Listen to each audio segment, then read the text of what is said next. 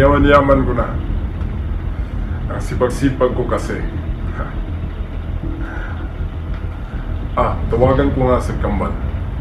I know magugustuhan niya itong balita ko para sa kanya.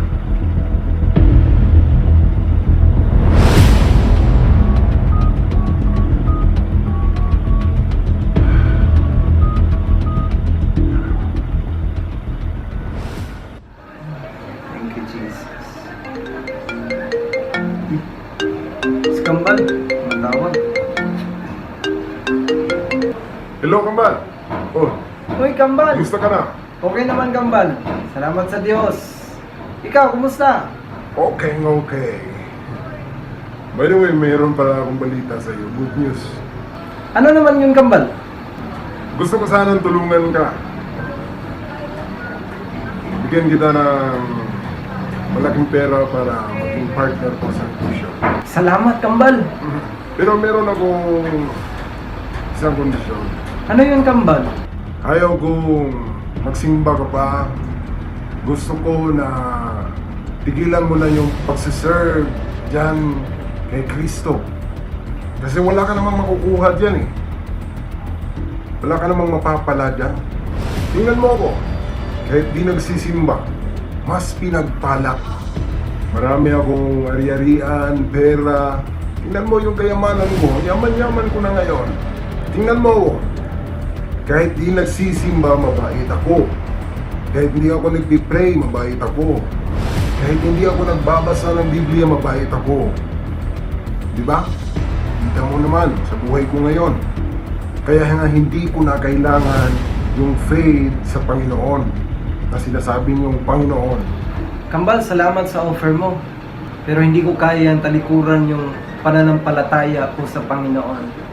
O tingin mo, pinagpala ka sa material na bagay. Marami kang kayamanan, pera, pero hindi lang naman about sa material at pera ang pagpapala. Kasi kung babasahin mo ang Biblia, ang kaligtasan ay isa sa pagpapala ng Panginoon. O kung sinasabi mo na mabait ka, mabuting tao ka, pero sa harap ng Panginoon, walang sino man na matuwid. Lahat ay nagkasala, lahat ay gumagawa ng kasalanan. Magiging matuwid lamang ang tao sa pamamagitan ng pananampalataya kay Jesucristo. Kung sinasabi mo na mayaman ka na, hindi mo na kailangan ng pananampalataya sa Panginoon, sasabihin ko sa iyo, kahit ikaw pa ang pinakamayaman sa buong mundo, hindi mo kayang bilihin ang pagpapala na siya ang kaligtasan na galing sa ating Diyos sa pamagitan ni Jesucristo. Kahit simple lang ang buhay ko, okay lang. Kasi hindi naman pera makapagliligtas sa atin, kundi ang relasyon lamang kay Jesucristo. Sige Kambal, out muna ako kasi meron pa akong appointment dito. Sige, bye. Sige Kambal, ingat ka lagi. God bless. Sana Lord, darating ang panahon na maintindihan niya ang iyong salita at siya ay mananampalataya sa iyo. Amen.